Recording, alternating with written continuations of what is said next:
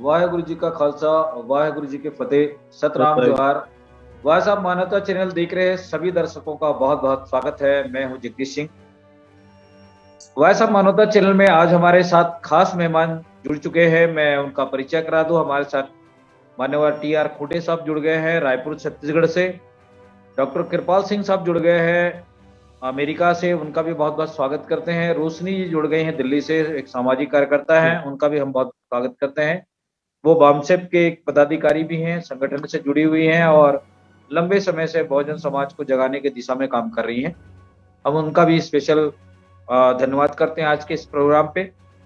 आज के इस महत्वपूर्ण चर्चा पर जो एक युद्ध की विभीषिका आज हम सोशल मीडिया के माध्यम से, टेलीविजन के माध्यम से जो देख रहे हैं, नरसंहार की स्थिति, यूक्रेन और रूस के बीच में जो युद्ध चल रहा है, ये 24 तारीख से शुरू हुआ है और लगातार ये युद्ध जारी है। और आप देख सकते हैं कि वो देश वहाँ पे जीव जंतु, प्रकृति और सारा जो बड़े बड़े बिल्डिंग है वो सब ध्वस्त होते जा रहे हैं और बड़े बड़े रॉकेट लॉन्चर, बम विस्फोट, सारी चीज हो रही है।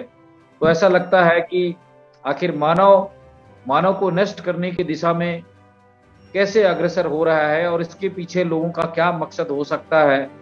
और ये युद्ध की भी विभीषिका किसी भी देश के लिए बहुत बड़ी विडंबना है।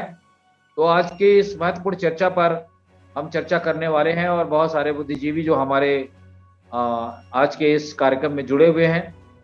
और मैं बताना चाहूँगा कि भारत के हमारे बहुत सारे छात्र छात्राएं, बहुत सारे इंडियन लोग वहाँ पे रोटी रोजगार के माध्यम से गए हुए हैं और वहाँ पे लाखों की संख्या में हमारे भारतीय फंसे हुए हैं। तो आज हम इस पर चर्चा शुरू करने से पहले, अभी हमारा एक जो छात्र है कर्नाटक का, वो भी मारा गया है और उन्होंने कई बार एम्बेसी से अपील की, भारत की सरकार से अपील की, हमें यहाँ से निकाल के ले जाएं, हमें बचाएं, हमारी जान को बख्शें। लेकिन बहुत दुख की बात है कि एक तरफ उत्तर प्रदेश में चुनाव चल रहा है और हमारे भारत के जो सरकार के प्रमुख मुखिया हैं, जिनकी जिम्मेदारी बनती है, वो चुनाव के जश्न में डूबे हुए हैं। तो आज की इस महत्वपूर्ण चर्चा पर मैं माननीय टी.आर. खूंटे साहब के पास जाना चाहूंगा। खूंटे साहब, किसी भी देश के लिए युद्ध की विभीषिका को आप कैसे देखते हैं और हमारे खास करके भारत के लाखों और खास करके छात्र छात्राएं वहां फंसे हुए हैं, तो ऐसी परिस्थिति में सरकार की क्या जिम्मेदारी बनती है, तो इस पर अपने विचार रखें। भाई साहब, मानवता चैनल को मैं बहुत बहुत धन्यवाद देता हूँ कि उन्होंने, उनके माध्यम से हम आज की जो विभीषिका है उसके ऊपर हम चर्चा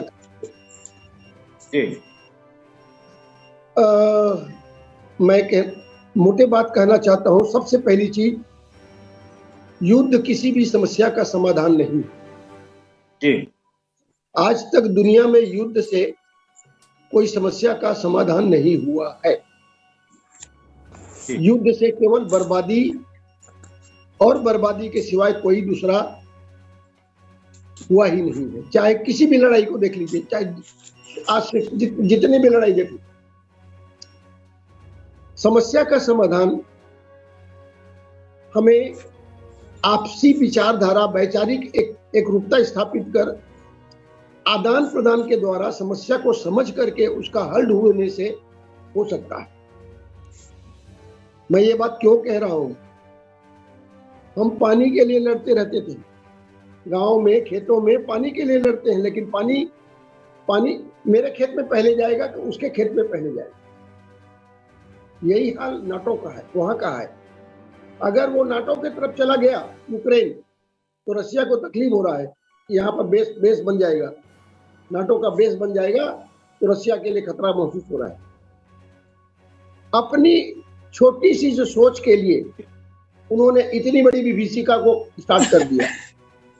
जबरदस्त। वहां भी 4-4.5 करोड़ की आबादी है, ज्यादा नहीं है, आबादी कम है, क्षेत्र बहुत बड़ा है और वहां पर इतना सुंदर जगह है जिसके बारे में क्यों के बारे में बताया जाता है, उस जगह के बारे में बताया जाता है, वहां के आम लोगों के बारे में बताया जाता है कि वो बहुत ही सुंदर जगह है।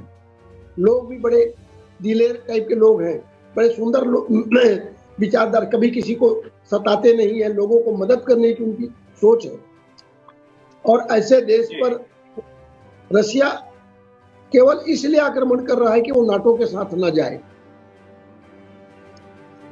नाटो के साथ अगर जाता है तो उनको ऐसा लग रहा है कि नाटो के साथ गया तो उनका जो बेस बन जाएगा, यूक्रेन के बॉर्डर में बेस बन जाएगा, तो रशिया के लिए खतरा हो जाएगा। केवल अंदाजा लगाकर, कोई चीज को सोच करके ही हम एक युद्ध छेड़ दिया, इतना बड़ा युद्ध छेड़ दिया, और इतने लोगों के घर तबाह हो रहे हैं।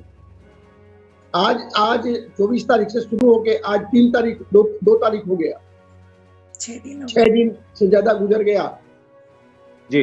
और अगर उनको कब्जा करने का इतना औकात होता तो वो कब्जा कर लिए होते। 2 दिन में कब्जा कर लेना था। 6 दिन हो गया और आज वहां की जनता लड़ रही है। यूक्रेन की जनता रशिया से लड़ रहा है। एक ब्यूटी है, जो ब्यूटी की वहां की जो यूक्रेन की सुंदरी है, वो लड़की ने अपने आप उसने औजार पकड़ लिया, बोला कि मैं युद्ध लड़ूंगी। अभी रशिया में तहलका मचा हुआ है, उसको लोग बहुत पसंद करते थे, इतना ये था, उनकी विचारधारा अच्छी थी, सोच अच्छा था। बने बच्चे भी उठ के खड़े हो रहे हैं। हर कोई सोच रहा है कि हम लड़ेंगे, चाहे जैसा भी होगा नहीं। और इसके कारण से आज वो 25 किलोमीटर के बाउंड्री में ही रह गया है जी। हुआ क्या, तबाही के साथ इंडिया के लोग अब हम अपने इंडिया के संदर्भ में आना चाहते हैं जी। युद्ध की बातें 15 दिन पहले से छिड़ गया था, चर्चा हो चुकी थी। सरकार चाहता, हमारी भारत की सरकार है, उसको चाहिए था कि वो अपने एम्बेसी को खबर देकर लोगों को इसके पहले के युद्ध शुरू होता उसके पहले निकाल सकते थे, लेकिन कुछ नहीं। यहाँ का प्रधानमंत्री ये बोलते हैं कि इंडिया से बाहर लोग पढ़ने जा रहे हैं, मेडिकल का पढ़ाई करने जा रहे हैं, और हमारा लाखों करोड़ उसको पैसा दिखाई देता है कि क्यों जा रहे हैं, कि तुमने तो यहाँ की यूनिवर्सिटियों को बंद करा रहे हो। यहाँ वैसे यूनिवर्सिटी नहीं है कि मेडिकल की शिक्षा मिल पाए बच्चों को सावधानी से। तुमने सब निजीकरण कर दिया, अंबानी और अडानी को सबको हैंड ओवर कर दिया, और कहते हो कि भाई हमारा बच्चे बाहर पढ़ रहे हैं। अब बाहर बच्चे पढ़ रहे हैं तो क्या सरकार की जिम्मेदारी नहीं है? अगर वो पढ़ लिख करके आएंगे तो देश के लिए ही काम आएंगे। लेकिन नहीं, ये आपदा में अवसर ढूंढते हैं। कोरोना काल हुआ, कोरोना काल में इतनी आमदनी, इतना पैसा कमाया, इतना लूटा निजी हॉस्पिटलों ने कि इसका कोई मैंने आंकड़ा के बारे में आप सोचोगे तो, और लोग मरते रहे, लाशें गंगाओं में बहाई जाती रही, और ऊपर से लूट होता रहा। 3 तरह से चला, तो लूट चलता रहा, लोग ऑक्सीजन की कमी से मरते रहे, लोगों की लाश बहाई जाती रही, लोगों को लाश जलाने के लिए लकड़ी तक नहीं मिला। ये ऐसी सरकार इतनी निर्दयी, क्योंकि ये व्यापारियों का सरकार हो, और जिस जगह का सत्ता में व्यापारी हो तो वहां की जनता को कभी उस जनता का चूसना जरूर, वो चूसेंगे ही चूसेंगे। ये स्वाभाविक उनकी स्वभाव होता है, उन्होंने खटमल की तरह चूस जाते हैं। तो इसी तरह से आज वो खटमल की तरह देश को चूस रहे हैं। पूरे सारे महंगाई, बेरोजगारी और क्या नहीं हो रहा है, ये इनको केवल, ये प्रधानमंत्री जब से बने हैं 2014 से लेकर आज तक केवल चुनाव लड़ने के सिवाय एक भी योजना नहीं बनाया, एक भी परियोजना, एक भी केंद्र की तरफ से कोई परियोजना नहीं बनाया। थोड़े से सड़क में काम हुए, इसके सिवाय कुछ काम नहीं हुआ। ना हॉस्पिटल बनाया, कुछ भी इंफ्रास्ट्रक्चर नहीं बनाया, बल्कि इंफ्रास्ट्रक्चर जो बना बुनाया था, जो कंपनियां बनी थी, जो सामाजिक उत्तरदायित्व के लिए बनाया गया था, उन कंपनियों को बेच करके खा गया। और जो अडानी, जिसकी पूंजी 50,000 करोड़ नहीं था, आज वो लाखों करोड़ का मालिक बन गया, पूरा कंट्री का, पूरा जितना एयर बेस को ले लिया, शिपिंग बेस को ले लिया, रोड बेस को ले लिया, रेलवे को ले लिया, जितने ट्रांसपोर्ट है, ट्रांसपोर्ट का मालिक वो एक जगह हो गया, और कम्युनिकेशन का मालिक एक हो गया। अब वो जो जियो है, जियो के एडवर्टाइज में प्रधानमंत्री का फोटो आ रहा था, ये देश का प्रधानमंत्री, ऐसे जियो उसका, जैसे उसका जियो है, जियो उसका अपनी कंपनी है, इंडियन कंपनी, ऐसा लग रहा था इंडिया का बेस है। और देख लो उसका, देख लो आज पूरा देश लूट लिया गया, BSNL तबाह हो गया, पब्लिक सेक्टर पूरे तबाह हो गए, ऑयल सेक्टर तबाह हो गया, पावर सेक्टर तबाह हो गया, रेलवे तबाह हो गया। व्यापारियों को जो व्यापार करना आता है, हर चीज को तराजू में तौलते हैं। और जी कुटे साहब, हम आपके पास दोबारा फिर से लौटेंगे, मैं बारी बारी से सबकी प्रतिक्रिया ले लूं। मैं कहना चाहता हूँ, मैं इस बात को बताना चाहता हूँ कि युद्ध है, हमें सरकार अपनी जिम्मेदारी नहीं निभा रही है, हमारे बच्चे फंसे हुए हैं, और युद्ध से मैं कहना चाहता हूँ, युद्ध है उस समस्या का समाधान नहीं है। इसके लिए पहल होनी चाहिए नेशनल और इंटरनेशनल लेवल में, पहल होनी चाहिए कि किसी भी तरह वार्ता शुरू हो, और वार्ता शुरू हो करके इसको ताकि हल निकाला जा सके, यही मेरा कहना है।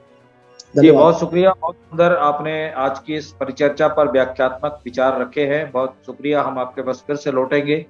मैं डॉक्टर कृपाल सिंह साहब के पास में जाना चाहूंगा अमेरिका की ओर, और जिस ढंग से इस राजनीतिक और कूटनीतिक की जो स्थितियां चल रही है, इस संदर्भ में चूंकि अमेरिका भी एक वैश्विक देश है, तो वहाँ पे से जो इस प्रकार की जो अमेरिका के जो लोग हैं इस युद्ध को लेकर, अभी अभी जैसे खबरें मिली है कि 100 से 100 से ऊपर देशों ने रशिया के खिलाफ वोट किया है, नाटो के संगठन के लोगों ने, और उसकी निंदा की है, जिसमें भारत ने वोटिंग नहीं किया है।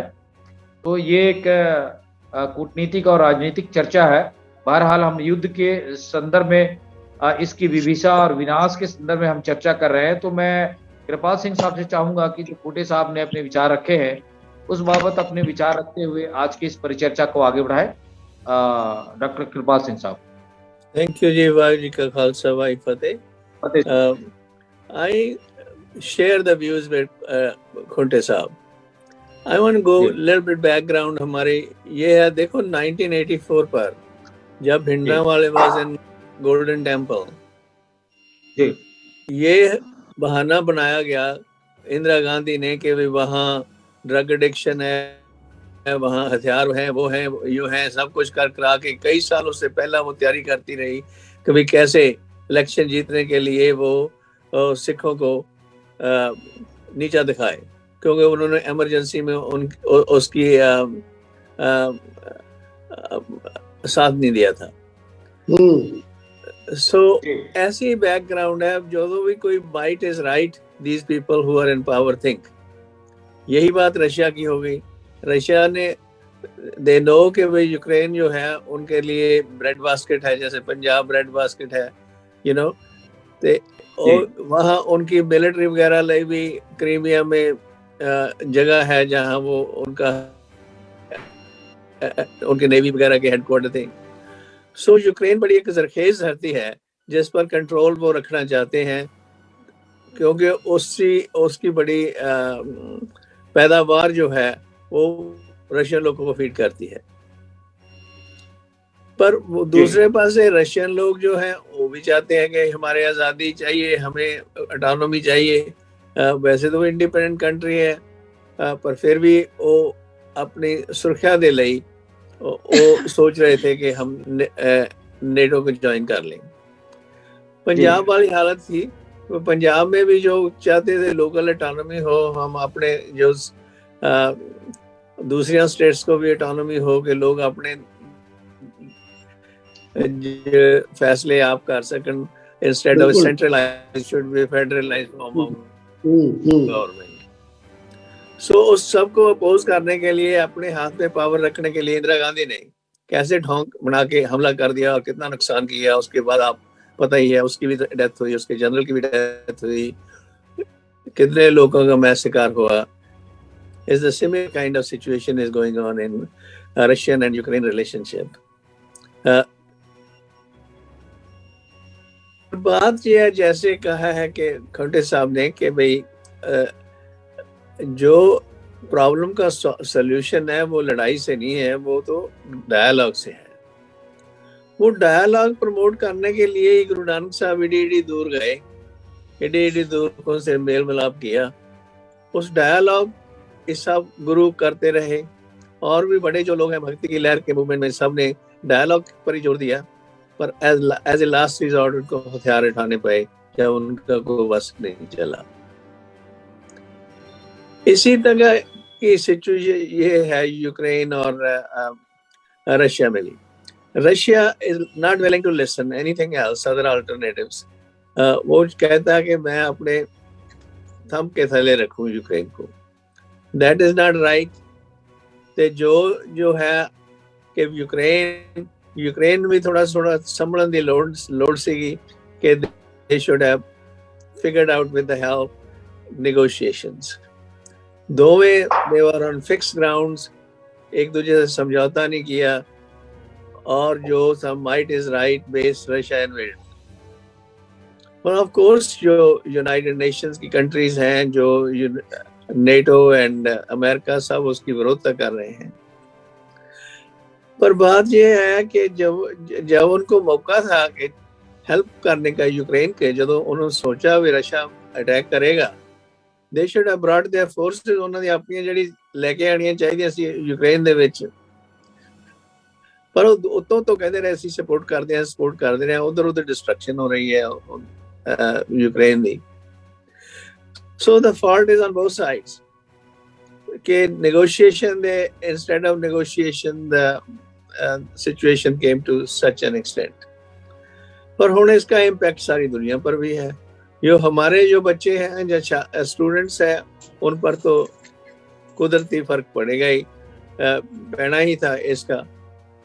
पर लोग जो यूरोप है उसमें यूक्रेनियन को तो लेने के लिए तैयार हैं, पर जो इंटरनेशनल स्टूडेंट्स हैं उनसे वो नहीं, जो उनके पास जो रिक्वायरमेंट्स है, जो चाहिए वो प्रोड्यूस नहीं कर सकते, वो जो हमारे बच्चे वहाँ हैं। सो इसलिए कितने ऐसे प्रॉब्लम्स हैं जो डिफिकल्ट कर रही हैं कि किस तरह सोल्यूशन किया जाए। जो हमारी गवर्नमेंट है वो तो उनका ध्यान ही नहीं इन चीज़ों में, चाहे वो पाकिस्तान की गवर्नमेंट है चाहे इंडिया की गवर्नमेंट है, उसका कोई ध्यान नहीं उस पर। वो तो अपने ही घरेलू मसलों में ही इतने उतार चढ़ाव में उनका दिमाग है कि वो अपनी जिम्मेवारियां बाहर लिया सिर्फ एक स्टेटमेंट से अलावा और कुछ नहीं कर सकते। यही हाल हुआ था अफगानिस्तान में, जो तो हमारे इतने लोग हिंदू सिख वहाँ फंसे हुए थे। ये बथेरी बनाते हैं, पर जब एक्चुअल एक्शन है उसमें टोटली फेलियर। सो यही बात वहाँ हो रही है।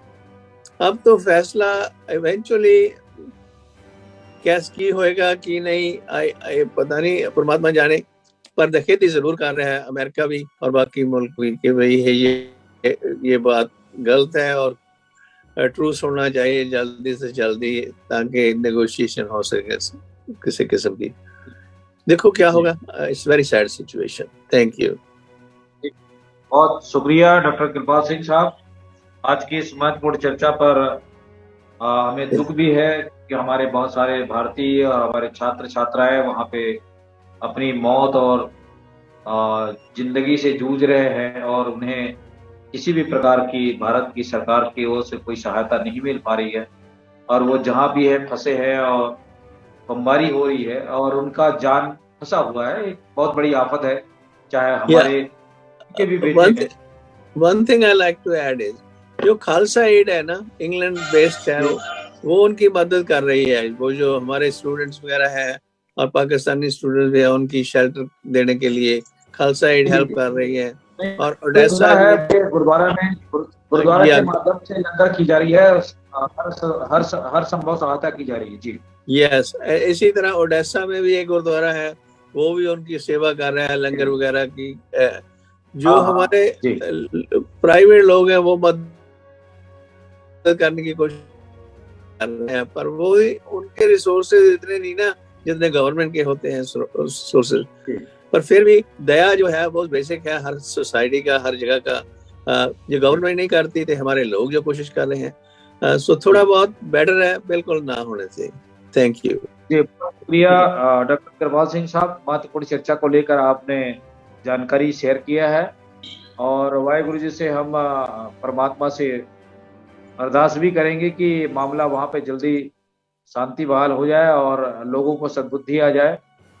मैं रोशनी जी के पास में कमेंट के लिए जाना चाहूँगा। रोशनी जी, जो हमारे खास मेहमानों ने अपने विचार व्यक्त किए हैं, तो आप एक महिला भी है, और कोई भी महिला को ये मालूम होता है कि हमारे बेटे या बेटियां अगर फंसे हुए हैं, तो बाहर में अगर किसी देश में कुछ विधि की विषिका में अगर कोई फंस जाता है तो एक माँ पर क्या गुजरती है। तो आज की इस महत्वपूर्ण चर्चा पर आप अपने विचार व्यक्त करें, क्योंकि युद्ध जो है किसी भी देश के लिए, किसी भी सरकार के लिए अच्छी बात नहीं है, और इसके लिए खोटे साहब ने कह ही दिया है एक शब्दों में कि इसका युद्ध कोई समस्या का समाधान नहीं है। तो मैं रोशनी जी से चाहूंगा कि आज के इस महत्वपूर्ण चर्चा पर अपने विचार व्यक्त करें। मानवता चैनल को मैं बहुत बहुत धन्यवाद देती हूँ कि उन्होंने मुझे इस लायक समझा कि मैं अपने विचार रख सकूं, और मेरे साथ लाइव आए हुए सभी साथियों का मैं धन्यवाद करती हूँ और उनका स्वागत भी करती हूँ। मेरी विचारधारा यह है कि युद्ध से किसी का आज तक कोई फायदा नहीं हुआ। मानवता की हानि हुई है, मनुष्य की जान गई है। इसलिए किसी भी चीज का हल युद्ध या लड़ाई नहीं है, चाहे वो पारिवारिक हो, चाहे वो हमारे देश की हो या दूसरे देश की हो। जिस छात्र की जान चली गई, वो बेचारा ये सोच के थोड़ा वहां गया होगा कि मैं वहां पर शहीद हो जाऊंगा। उसके माता पिता पर क्या गुजर रही होगी। यंग बच्चा है जो खत्म हो गया है, गोलियों से मारा गया है। तो हमारे देश में तो सिर्फ इलेक्शन के सिवा कुछ नहीं है। हमारे प्रधानमंत्री जी जो हैं, उनको सिर्फ इलेक्शन की पड़ी है, जीत के आए। अरे जिनका इतना बड़ा बच्चा चला गया, उनके बारे में थोड़ा सा सोच लीजिए, समझिए। लड़ाइयों से किसी का कोई फायदा नहीं होता है। आज 6 दिन हो चुके हैं, 6 दिन पूरे बीत चुके हैं इस युद्ध को होते हुए, कोई रास्ता नहीं निकला है। 20,000 बच्चे वहां फंसे हुए थे, जिसमें से कुछ बच्चे अपने अपने घर बॉम्बे, कुछ दिल्ली लौटे हैं। बाकी अभी भी 18,000 से ज्यादा बच्चे वहां फंसे हुए हैं। उनकी जिम्मेवारी कौन लेता है? क्या हमारे भारतीय छात्र हैं? तो हमारे प्रधानमंत्री जी को ये नहीं सोचना चाहिए कि जो बच्चे हमारे फंसे हैं वहां जल्दी से जल्दी उन्हें किसी भी तरीके से अपने देश लाया जाए। अगर हमारे देश में अच्छी शिक्षा हो तो हमारे बच्चे बाहर के देशों में क्यों जाएं पढ़ने के लिए? हमारे देश में तो सिर्फ राजनीति का दावा है और कुछ नहीं है। इन बच्चों को बाहर जाने की जरूरत ही नहीं है। अगर हमारी शिक्षा अच्छी हो, भारत में अच्छी शिक्षा हो, भारत में अच्छी बच्चों के लिए सुविधाएं हो, तो इनको कहीं बाहर जाने की जरूरत नहीं है। मगर मजबूरी है इन बच्चों की, जो बेचारे अपना भविष्य लेके वहां चले गए हैं और उनकी जान पर इस टाइम बनी हुई है कि जिंदगी कैसे बचे। माँ बाप इधर परेशान है, बच्चे उधर परेशान है। तो मैं तो यही कहूंगी कि इसका हल लड़ाई नहीं है, इसको समाप्त कर दिया जाए और सबके बच्चे सही सलामत अपने अपने घर आ जाएं, ताकि उनके माँ बाप को भी थोड़ी तसल्ली हो और बच्चों को भी। बच्चे बहुत घबराए हुए हैं तो माँ बाप भी बहुत घबराए हुए हैं। जी, ये बहुत अच्छी बात आपने कही है कि हमारे भारतीय बच्चे जो छात्र छात्राएं हैं, जो अपनी भविष्य की तलाश के लिए लाखों रुपया खर्चा करके वहां पढ़ने लिखने गए थे और इस विभीषिका में फंस गए हैं। और कोटे साहब ने कहा भी कि 15 दिन पहले ये सिचुएशन क्रिएट हो रहा था, तो उतने दिनों के अंदर में भारत की प्रशासनिक व्यवस्था के माध्यम से वापस लाया जा सकता था। जब यहाँ पे पता चल रहा है कि ये सब कुछ होने वाला है, तो इनको पहल करनी चाहिए थी। लोगों के बच्चों को वहां से लाना चाहिए था। भारतीय बच्चे सारे अपने भारत में आ जाने चाहिए थे। चाहे भले ही वहां के लोग मर रहे हैं, मगर क्षति तो इंसान की हो रही है ना। तब क्या हो रहा था, एयर इंडिया को तो प्राइवेटाइज कर दिया, और जो इनके पास एक प्लेन नहीं, हवाई जहाज तो है नहीं इनके पास, लाए तो लाए कैसे? अब उसने उसका रेट 23,000 का जो 22 से 23,000 का जो एयर फेयर है वो 80,000 का कर दिया। 80,000 से ज्यादा कर दिया जी, 80,000 मैंने जहाँ तक सुना है 80,000 था। 3 गुना 4 गुना फेयर को बढ़ा दिया। सरकार मूकदर्शी, सरकार के पास, सरकार ने तो बेच दिया है, अब सरकार उसको बोल नहीं सकता, सरकार के पास कुछ है नहीं। सरकार के पास तो प्रधानमंत्री के पास प्लेन है 8,000 करोड़ का, 8,500 करोड़ का प्रधानमंत्री के पास प्लेन है। वो प्लेन इसलिए रखा हुआ है इनके ऐश आराम करने के लिए, घूमने के लिए, मौज मस्ती करने के लिए, प्रधानमंत्री के मौज मस्ती करने के लिए देश इतना बड़ा अपना हमारा एक्सचेकर है, हमारी जनता का पैसा का इस तरह का यूज हो रहा है। तो इसीलिए मैं ये कहना चाहता हूं कि ये बहुत बड़ा क्राइम है, ये देखा जाए तो क्राइम है, आपदा को अवसर मैंने ऐसा। अब जाकर के तब कहीं से जाके सरकार ने थोड़ा संज्ञान लिया, जब लोगों ने चिल्लाना शुरू हो गया, लोगों की मौत हो गई, तो तब उन्होंने संज्ञान लेना शुरू किया। तो लोगों को बोला गया कि आप बॉर्डर में चले जाओ। अब बॉर्डर में 400 किलोमीटर, 800 किलोमीटर है, 800 किलोमीटर वहां से बॉर्डर है, 800 किलोमीटर कैसे जा पाएंगे? ट्रेन में घुसने नहीं दे रहे हैं, बसें सुविधा है ही नहीं वहां पर, सारे बंद हो पड़ी है, पूरा इमरजेंसी लग गया है वहां, चारों तरफ तो बम्बार्डमेंट हो रहा है, गोलियां चल रही है, गोलियों के बीच में जो जा रहे हैं, तो जो गोली तो किसी को पहचानता नहीं ना, गोली आदमी पहचान, ऐसा तो गोली तो एक ही भाषा जानता है कि जो भी उससे टकराया वो उड़ गया। तो उन्होंने टावर भी उड़ा दिए हैं वहां से, ताकि कोई न्यूज इधर उधर ना जा सके। सब क्षति हो रही है, बिल्डिंगें खत्म हो रही हैं, इंसान खत्म हो रहे हैं, ये सब कुछ अच्छा नहीं हो रहा है। हमारे देश के लिए भी ये क्षति है, क्योंकि हमारे बच्चे वहां फंसे हैं। नहीं, हम तो केवल हम अपने बच्चों के बारे में क्यों सोच रहे हैं, पूरा दुनिया के बारे में सोचिए। आज दुनिया को तबाह हो, इससे न तो रसिया को फायदा होना है। जिस दिन युद्ध खत्म होगा रसिया पछताएगा ये क्या कर डाला, उसकी इकोनॉमी पूरी डवाडोल हो जाएगी, पूरे विश्व के लोग हैं उसको उनका मार्केटिंग बंद कर देंगे, तो कल कहाँ जाएगा रसिया? चाइना भी बोल दिया है। और जो भी मैंने ये बिल्कुल इसको किसी भी तरह रोकना चाहिए, रोकने के लिए युद्ध, तृतीय विश्व युद्ध न हो, कोशिश प्रयास ये होनी चाहिए। अब लेकिन कोशिश तो लोग यही कर रहे हैं कि तृतीय विश्व युद्ध हो जाए और लोग उसको उस बॉर्डर में, यूक्रेन के बॉर्डर में, रशिया के बॉर्डर में हो जाएगा।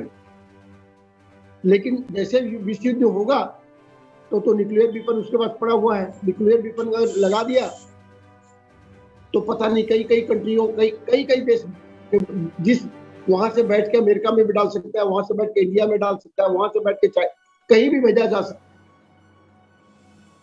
ये बहुत बड़ा खतरनाक स्थिति पर, और न्यूक्लियर वेपन का सब आप स्थिति तो हमने जापान को देखा हुआ है, आज भी वहां के नस्लों में डिफेक्ट्स, उसमें उनमें असर पड़ गया है। अल्टीमेटली एक रिएक्टर जब रिएक्शन हो जाएगा बॉडी में, सेल में रिएक्शन हो जाएगा, तो उसका असर बहुत नुकसान होने वाला है देश को, पूरे देश में, दुनिया के मानव समाज को, प्राणी जगत को बहुत बड़ा नुकसान होगा। मानव समाज ही नहीं, केवल प्राणी जगत को होगा, जानवर भी इससे अफेक्ट होंगे। तो ये बहुत ही बड़ा खतरनाक विभीषिका है, इसको रोकना चाहिए किसी भी सूरत पर। अगर इंसानियत का राज चाहते हो धरती पर, तो अगर हैवानों के लिए, शैतानों के लिए तो कोई है नहीं, शैतानों के लिए तो खुला मंच है। अगर जैसे आज यहाँ पर आज इंडिया में शैतानों का राज है, मैं तो क्या, बिल्कुल यहाँ आज कोई सुरक्षित नहीं है, महिलाएं सुरक्षित नहीं। अभी तो मैं तो बड़ा इसके ऊपर लिखा हूँ, आज ही लिखा हूँ, हम होलिका पे जश्न मनाने वाले। होलिका एक बेटी है, उसको जलाया जाएगा और जश्न मनाया जाएगा, ये इंडिया है। ऐसा इंडिया का कल्चर, एक बेटी को जला के, हाथरस की बेटी जल गई, जश्न मना रहे हैं। बेशरम लोग हैं, पूरा बेशरम लोग हैं, बेशरम। बहुत शुक्रिया आपकी प्रतिक्रिया के लिए। मैं डॉक्टर कृपाल सिंह साहब के पास में आज की इस परिचर्चा को संक्षिप्तता में ले जाने के लिए उनसे रिक्वेस्ट करूंगा कि जिस ढंग से हालात दिनों दिन बढ़ते जा रहे हैं और जिस ढंग से वहां पे परमाणु बम की धमकी, विस्फोट करने की भी धमकी दी जा रही है। ने कहा कि न्यूक्लियर पेपर का अगर विस्फोट हो गया है तो समझ सकते हैं कि आज भी जापान में लोग विकलांग पैदा हो रहे हैं और वहां का जो प्रकृति है वो नष्ट हो गया। तो जिस ढंग से सिचुएशन जो दिख रहा है, ये इस युद्ध को रोके जाने की आवश्यकता है। और तमाम जो नाटो देश के जो लोग हैं, आज 100 देशों के लोगों ने वोटिंग किया है, जिसमें जो जानकारी मिल के आई है बीबीसी लंदन की रिपोर्ट पे कि भारत ने उसमें भाग नहीं लिया है। लेकिन क्यों नहीं लिया, ये एक राजनीतिक और कूटनीतिक चर्चा है, इस पर हम चर्चा नहीं करेंगे। लेकिन बहरहाल हमारे जो इस युद्ध की विभीषिका पर जो प्रकृति से लेकर के मानव तक के जीवन पर जो इस संकट आ चुकी है, इस संकट से कैसे निपटा जा सकता है, और इसके लिए राष्ट्रीय अंतर्राष्ट्रीय जो संगठन बने हुए हैं उनको भी प्रयास किए जाना चाहिए, देश के जो तमाम बड़े बड़े देशों को। तो अमेरिका का जो प्रशासन है, जो वो भी एक वैश्विक देश है, वहाँ की सरकार क्या सोच रही है और इस पर क्या पहल की जा रही है। कृपाल सिंह साहब, दोबारा आप हमारे साथ जुड़े और अपने विचार रखें कि अमेरिका की क्या सोच है, इस युद्ध को खत्म करने की दिशा में कोई प्रयास किया जा रहा है या क्या कुछ किया जा रहा है। Thank you ji. I want, मैं थोड़ा जो भारत के इतिहास की बात आपके नजर में पहले ले आना चाहता हूँ। देखो, महाभारत की जंग हुई, उसका क्या नतीजा निकला? सब तबाही। वो अयोध्या की लड़ाई हुई, लंका तबाह, सब, कुछ फायदा नहीं हुआ उसका। बाद में क्या हुआ? सीता को भी वनवास दे दिया गया। उनकी लॉयल्टी जो थी वो भी was kind of not really, उसकी भी परवाह नहीं की गई। बेचारी प्रेग्नेंट थी और जाके वाल्मीकि जी ने उनको दिया। पंजाब में जो राम तीर्थ जगह है वहां पर उसका डिलीवरी वगैरह हुई। कहने के बाद जो भी इतिहास पर नजर मारे, भारत का हो, चाइना का हो, किसी और मुल्क का हो, ये लड़ाइयाँ कैसे कोई फायदा नहीं देती। वर्ल्ड वार 1 और वर्ल्ड वार 2 देखो, उसका भी जो आप जापान की बात कर रहे हैं कि वहाँ डिफेक्टिव चिल्ड्रन आ रहे हैं। ऐसे ही ये जो अमेरिका कोशिश कर रहा है कि भाई उनको एड भेज रहे हैं वो। कल यूनियन का प्रेसिडेंट ने एड्रेस किया नेशन को, उसने कंडेम किया ये युद्ध जो हो रहा है रशिया और यूक्रेन का। एड भी भेज रहे हैं और भी जंग का सामान वहां भेज रहे हैं यूक्रेन पास अपनी प्रोटेक्शन करने के लिए। दूसरे मुल्कों से भी बना रहे हैं कोई ना कोई प्रोग्राम के भी कैसे इकोनॉमिक सैंक्शन पाके उनको मजबूर कर दिया जाए, उसकी इकोनॉमी वीक करके रशिया को, कि वो अपने चीज ना बेच सके ना खरीद सके, टू आइसोलेट देम। ऐसे मेजर हो रहे हैं, पर वो क्या उनका नतीजा निकलेगा आखिर पर वो तो परमात्मा ही जाने। यूरोप भी ऐसे तय कर रहा है, पर जो सफरिंग है, जो यूक्रेनियन लोग और भारतीय लोग या दूसरे मुल्कों के लोग जो सफरिंग में जा रहे हैं, उसकी ये जो इंटरनेशनल बॉडीज हैं, रिलीफ बॉडीज, वो कुछ उनकी मदद कर रही हैं। उनको एड वगैरह भेजते हैं ये लोग, पर nothing more than that so far. उससे ज्यादा कुछ मेरी नजर में तो बात नहीं आई। It's a very slow process unfortunately, पर ਜਿਹੜੇ ਲੋਕ ਸਫਰ ਕਰ ਰਹੇ ਨੇ ਉਹਨਾਂ ਦੇ ਲਈ ਤਾਂ 1 घंटा ही 1 साल भर का हो जाता है टाइम गुजारना ਜਦੋਂ वो सफर कर रहे हैं इन बातों से। सो हम अरदास कर रहे हैं उनके कि छेती से छेती कोई होवे इसका रिलीफ। थैंक यू जी, बहुत शुक्रिया डॉक्टर कृपाल सिंह साहब। ये सच है कि अमेरिका भी यूक्रेन को तमाम जो है हथियार और ये विपन्स, और ये रशिया का भी कहना है अगर अमेरिका उसको आर्थिक मदद किया या किसी भी प्रकार का विपन्स मदद किया तो हम और कुछ भी कर सकते हैं। ऐसा पुतिन साहब का जो मैसेज है या जो झगड़े की जड़ जो आगे और बढ़ती दिख रही है, तो ये अभी तुरंत काल थमेगा ऐसा मुझे नहीं लगता है। बहरहाल इस पर देश के तमाम बुद्धिजीवी और राष्ट्रीय अंतर्राष्ट्रीय नाटो संगठन के जो 100 लोगों ने जो इस पर प्रयास किया है, वोटिंग किया है रशिया के खिलाफ में, देखते हैं इसका कितना कारगर उपाय हो सकता है। बहरहाल दुनिया के तमाम जो शांति चाहने वाले लोग हैं वो शांति के दिशा में प्रयासरत हैं। बहरहाल ये कामयाब हो सकता है। हम वाहिगुरु जी से ये करेंगे कि ऐसे लोगों को सद्बुद्धि आए और युद्ध को जल्दी खत्म करें आम जनता के लिए, ह्यूमन बीइंग के लिए। मैं रोशनी जी से दोबारा रिक्वेस्ट करूंगा कि आज के इस परिचर्चा पर संक्षिप्त विचार रखते हुए अपनी बात रखें। रोशनी जी दोबारा। जो युद्ध की स्थिति चल रही है उसको जल्दी से जल्दी खत्म करना चाहिए। एक मीटिंग हो बड़े बड़े प्रधानमंत्री जैसे लोगों की, क्योंकि इलेक्शन ना चुन के वो ये चुने कि लोग फंसे हुए हैं जो उनकी जान कैसे बचाई जाए, क्योंकि सभी कुछ बर्बाद हो रहा है, पर्यावरण, जमीन, मकान, सब इंसान। इससे अच्छा है कि युद्ध समाप्त कर दिया जाए और सब लोग अमन चैन से रह सकें अपने अपने देश में। मेरी तो यही कामना है। जी बहुत शुक्रिया रोशनी जी दिल्ली से, आपने महत्वपूर्ण चर्चा पर शामिल होकर अपने विचार व्यक्त किए हैं। थैंक यू आपका। मैं टीआर खोटे साहब के पास मैं दोबारा लास्ट कमेंट के लिए आज की इस महत्वपूर्ण चर्चा पर सारांश भूमिका के तौर पर युद्ध की विभीषिका को मानवता के लिए आपने तो कह ही चुका है, लेकिन इस पर एक महत्वपूर्ण चर्चा, सारांश चर्चा जो अभी तमाम चर्चा हुई, इस पर एक सारांश विचार। इस संदर्भ में मैं आज यही कहना चाहूंगा, पीस प्रोसेस शुरू होना चाहिए जी।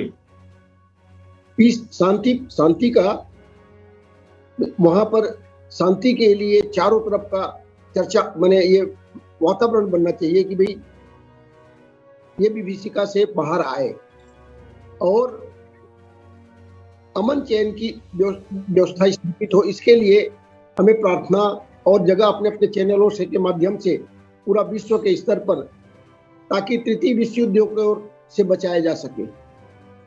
इससे पूरे दुनिया को नुकसान होगा, केवल इसको ही नहीं, दुनिया की सब जगह सभी कंट्री को नुकसान होगा। हम उलझ जाएंगे। हमें इसलिए पीस मेकिंग प्रोसेस या शांति, मैंने वहां पर शांति सेना या बनाने के लिए पहल होनी चाहिए, या हर चैनल के माध्यम से, हमारा मानवता चैनल के माध्यम से भी ये बात हम प्रचारित किया जाना चाहिए कि भाई नफरत की आग को बंद करो। आज रशिया को लोग, अगर ऐसा हुआ तो रशिया को लोग नफरत से देखेंगे। रशिया के बहुत अच्छा मैसेज नहीं जाएगा।